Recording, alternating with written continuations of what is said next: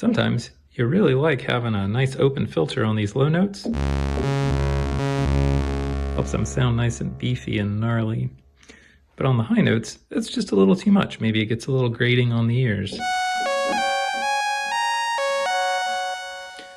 So you'd like to take a little of that top end off of the very highest notes, but keep it present for the low notes. How can you do that?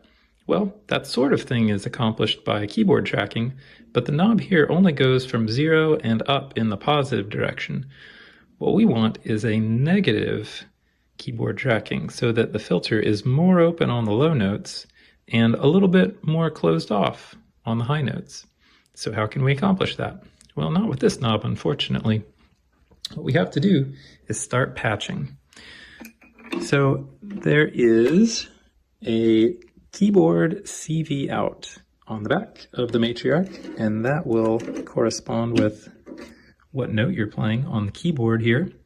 And we are going to send it into this attenuator, which does notably have the ability to go in a negative direction. So let's plug that in to the input, and then plug the output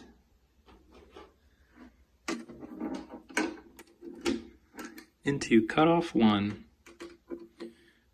which on the filter will affect both cutoff 1 and cutoff 2 because there's two filters.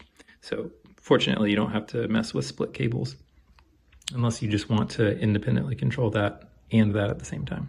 So we'll just leave it at cutoff 1 for now. Okay, and we are going to turn this in a negative direction. Let's go all the way just to see if we can observe a result easily. So here's the low notes. I can hear all those sparkly, crispy highs. And up here, you can tell that some highs were taken off. Let's listen to it without it. Yeah. Plug it back in. Okay, not bad.